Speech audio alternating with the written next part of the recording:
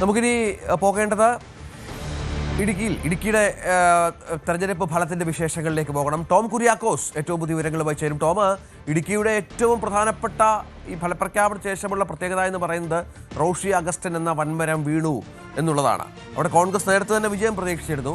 ഒപ്പം കേരള കോൺഗ്രസ് ജോസഫ് ഗ്രൂപ്പിന്റെ ഒരു പുനരുജ്ജീവനം വലിയ തോതിൽ സംഭവിച്ചിരിക്കുന്നു.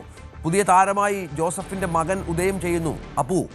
അതും പ്രധാനമാണ്. ഇടുക്കിയുടെ തെരഞ്ഞെടുപ്പ് ശേഷമുള്ള കാലാവസ്ഥ എങ്ങനെ കാണണം? CPM കോട്ടകളിൽ പോലും കടന്നു കയറി വലിയ വിജയം നേടാൻ സാധിച്ചല്ലോ കോൺഗ്രസിന്.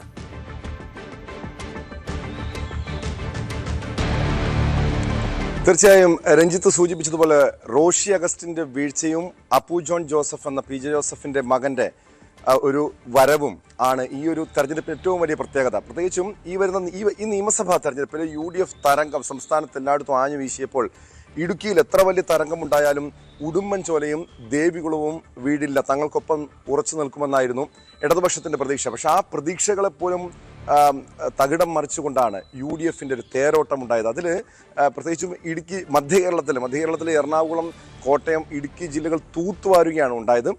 അതിലേറ്റവും വലിയ വിജയം എന്ന് പറയുന്നത് തൊടുപുഴയിൽ തന്നെയാണ്. തൊടുപുഴയിൽ 44,000-ലധികം വോട്ടിന്റെ ഭൂരിപക്ഷത്തിലാണ് അപ്പു ജോൺ ജോസഫിന്റെ വിജയം.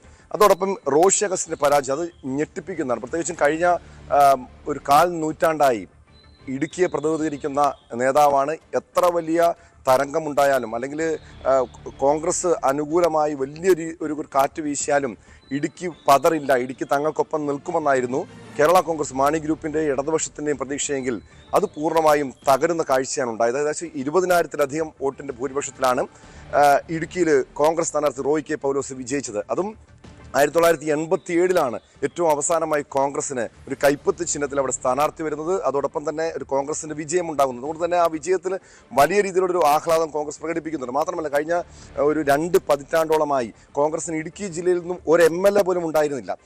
അതായത് പീരുമേട്, ഇടുക്കി ഉൾപ്പെടുന്ന പ്രദേശങ്ങൾ കോൺഗ്രസിന് വലിയ ശക്തി കേന്ദ്രങ്ങളാണെങ്കിൽ പോലും അവിടെ നിന്ന് ഒരു MLA പോലും വിജയിപ്പിക്കാൻ കഴിഞ്ഞിട്ട് തുടർച്ചയായി അവിടുത്തെ ലോക്സഭാ തെരഞ്ഞെടുപ്പിൽ വിജയം ഉണ്ടാകുമ്പോഴും നിയമസഭാ തെരഞ്ഞെടുപ്പിൽ ഒരു വ്യത്യസ്തമായിട്ടുള്ളൊരു ചിത്രമായിരുന്നു ഇടുക്കിയിലേത്. പക്ഷേ ഇത്തവണ കാര്യങ്ങൾ മാറിമറിയുന്നു. ഇടുക്കിയിൽ വലിയ വിജയം സ്വന്തമാക്കുക. അതായത് ഇടുക്കിയിൽ 5 സീറ്റുകളിലും 4 കൈപ്പത്ത് ചിഹ്നത്തിൽ മത്സരിച്ചവരാണ് വിജയിച്ചത്.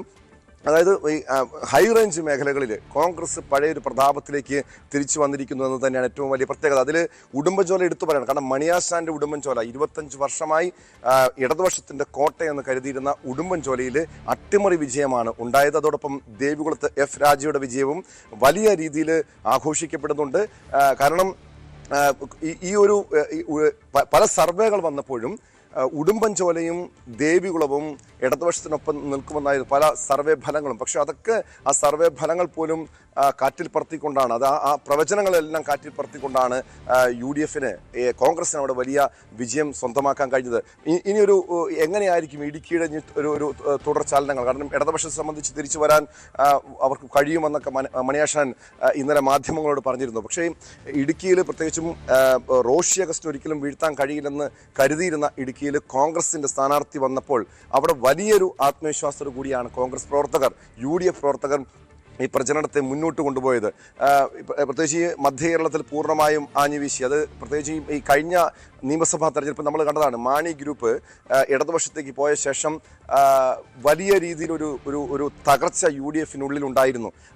ഈ കേരള കോൺഗ്രസിൻ്റെ ഒരു ശക്തി കേന്ദ്രങ്ങളായിട്ടുള്ള ഇടുക്കി ഉൾപ്പെടുന്ന മലയോര മേഖലകളിൽ അത് UDFന് വലിയ തിരിച്ചടി ഉണ്ടായതാണ് ഇടതുപക്ഷത്തോടൊപ്പം മാണി ഗ്രൂപ്പ് പോയത്. പ്രത്യേകിച്ച് ഈ റോഷി അഗസ്റ്റിൻ്റെ ഒരു വ്യക്തിപ്രഭാവം ഉണ്ടായിരുന്നു. പക്ഷേ ഇത്തവണ ഈ തെരഞ്ഞെടുപ്പിന് മുൻപ് കേരള കോൺഗ്രസ് മാണി ഗ്രൂപ്പിലുണ്ടായ പടലപ്പിണക്കങ്ങൾ, പ്രശ്നങ്ങൾ, അസ്വാരസ്യങ്ങളടക്കം ഈ ഇടുക്കിയിൽ പ്രതിഫലിച്ചു എന്ന് തുറന്നു പറയേണ്ടി വരും. അതാണ് നമ്മൾ ഈ തെരഞ്ഞെടുപ്പ് ഫലത്തിൽ കാണാൻ കഴിഞ്ഞത്. അതോടൊപ്പം മാണി ഗ്രൂപ്പ് ഇല്ലെങ്കിലും ഈ കോട്ടയം ജില്ലയിലും ഇടുക്കി ജില്ലയിലും തങ്ങൾക്ക് മുന്നേറാൻ കഴിയുമെന്ന് കോൺഗ്രസ് തെളിയിക്കുന്നു. അതോടൊപ്പം കേരള കോൺഗ്രസ് ജോസഫ് ഗ്രൂപ്പിൻ്റെ ഒരു തിരിച്ചുവരവ്. കഴിഞ്ഞ നിയമസഭാ തെരഞ്ഞെടുപ്പിൽ 10 സീറ്റിൽ മത്സരിച്ച ജോസഫ് ഗ്രൂപ്പിന് 2 സീറ്റിൽ മാത്രമാണ് മത്സരിക്കാൻ കഴിഞ്ഞതെങ്കിൽ ഇത്തവണ 8 സീറ്റിൽ 7 സീറ്റിലും വിജയിച്ചുകൊണ്ട് ഉജ്ജ്വലമായിട്ടുള്ള തിളക്കമാർന്ന വിജയം ജോസഫ് ഗ്രൂപ്പിന് സ്വന്തമാക്കാൻ കഴിഞ്ഞു. മാത്രമല്ല സ്വാഭാവികമായും ഈ മന്ത്രിസഭയിൽ ജോസഫ് ഗ്രൂപ്പിൻ്റെ 2 പ്രതിനിധികൾ ഉണ്ടാകണമെന്നതിന് ആവശ്യം പാർട്ടി നേതൃത്വം UDFന് മുന്നിൽ വെക്കുന്നുണ്ട്. അത് മോൻസ് ജോസഫ് മന്ത്രിയാകുമെന്ന കാര്യത്തിൽ യാതൊരു തർക്കവുമില്ല. 2ാം മന്ത്രി ഉണ്ടായാൽ സ്വാഭാവികമായും ഇടുക്കി ജില്ലയിൽ നിന്നാകും അബു ജോൺ ജോസഫ് മന്ത്രിയാകും. അതിനുവേണ്ടിയുള്ള ചരടുവലികൾ തുടങ്ങിയിട്ടുണ്ട്. അതിനുവേണ്ടിയുള്ള ആവശ്യവുമായി ജോസഫ് ഗ്രൂപ്പ് UDF നേതൃത്വത്തെ സമീപിച്ചിട്ടുണ്ട്. അങ്ങനെ വന്നു കഴിഞ്ഞാൽ ഇടുക്കിയിൽ നിന്നൊരു മന്ത്രി ഉണ്ടാകും. അതല്ലെങ്കിൽ ഇടുക്കി ജില്ലയിൽ ഇത്തവണ ഒരു മന്ത്രി ഉണ്ടാകാനുള്ള സാധ്യതയില്ല. കാരണം മറ്റ് 4 MLA 4 പ്രതിനിധികളും അവിടെ നിന്ന് ജയിച്ച കോൺഗ്രസ് 4 പ്രതിനിധികളും പുതുമുഖങ്ങളാണ്. അതിനുള്ള സാധ്യതയില്ല. പക്ഷേ ജോസഫ് ഗ്രൂപ്പിന് രണ്ടാമതൊരു മന്ത്രിസ്ഥാനം കൂടി കൊടുത്തു കഴിഞ്ഞാൽ സ്വാഭാവികമായും അബു ജോൺ ജോസഫ് മന്ത്രിസഭയിലെത്താൻ സാധ്യത. ടോം കുര്യാക്കോസ് ആണ് വിവരങ്ങൾ പങ്കുവച്ചത്. കൂടുതൽ വാർത്തകൾക്ക് News 18 Keralam YouTube channel subscribe ചെയ്യുക.